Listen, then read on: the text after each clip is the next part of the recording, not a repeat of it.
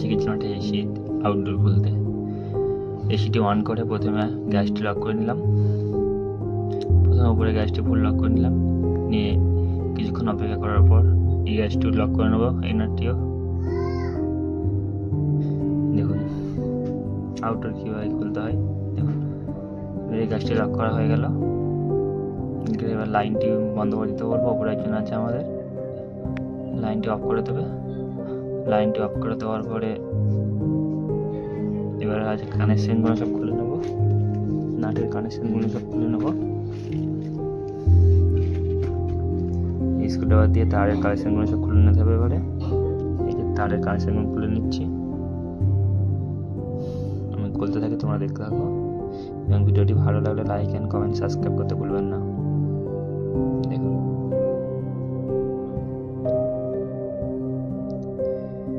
এই যে আউটডোরটি যে সেটের উপর বসানো আছে, এইখান থেকে একটি টিনের সেট তৈরি হবে। তাই আউটডোরের মিডিল বরাবর পড়ে যাচ্ছে বলে আউটডোরটি আরও নিচের দিকে লাগাতে হবে, যেন টিনের সেটটি যেন ঠিকঠাক থাকে। এই জন্য আউটডোরটা নিচের দিকে লাগিয়ে দেবো। এখানে কপার পাইপ জুড়ে পরে আবার জয়েন করা হবে।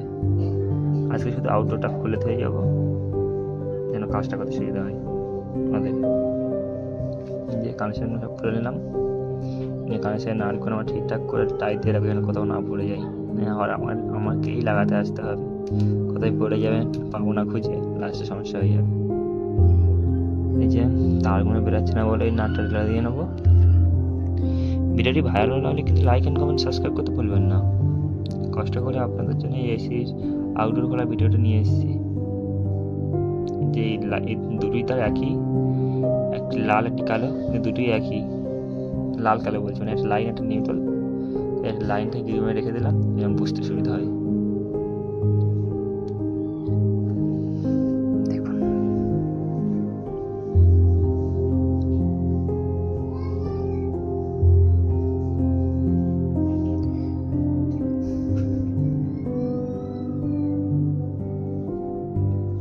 তারগুলো খোলা কমপ্লিট।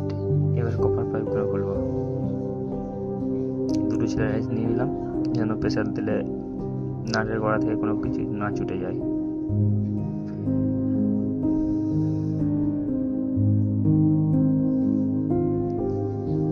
খুলে নেবো প্রথমে।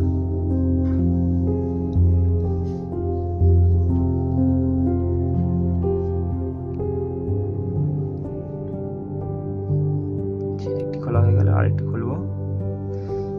কান দিয়ে দেখছিলাম গ্যাস টেস্ট কোনো কিছু লিখে হওয়ার সমস্যা আছে নাকি। তা দেখলাম ঠিক আছে, আমি চেক করে নেবো পরে খোলার পরে আবার। দুটোই খোলা হয়ে গেল। আর আগে থেকে আমাদের এই আউটডোরের পায়ার নাট 4টি খোলা ছিল, সেই জন্য এবার আউটডোরটা লাগিয়ে নেবো একবার ডাইরেক্ট। দেখুন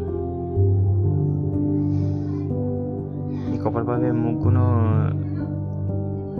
টেপ মেরে দিচ্ছি, যেন কোনো জল বা নোংরা না ঢুকে। ঢুকলে পরে কম্প্রেসারের অসুবিধা হবে। কপার পাইপের যে দুটো কপার পাইপ আছে, সেই দুটো কপার পাইপের মুখে ভালো করে টেপ মেরে নেবো। একটি হয়ে গেল, আরেকটি ময়লা হয়ে যাবে। এই যে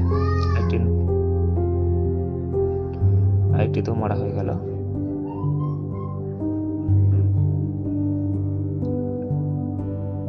এবার এটি লাগিয়ে নেবো।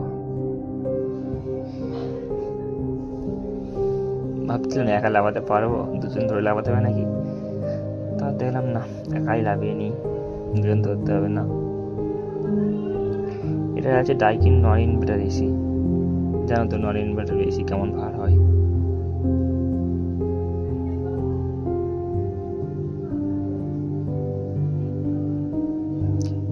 দুটো টাই দিয়ে নিলাম, যেন কোনো নোংরা না ঢোকে।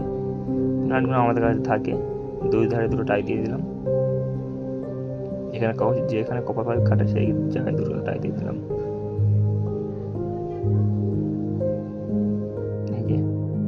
ঘরের মালিক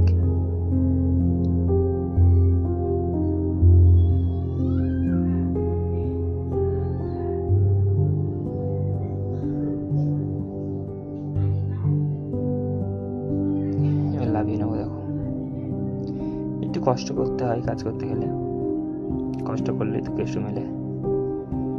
দেখুন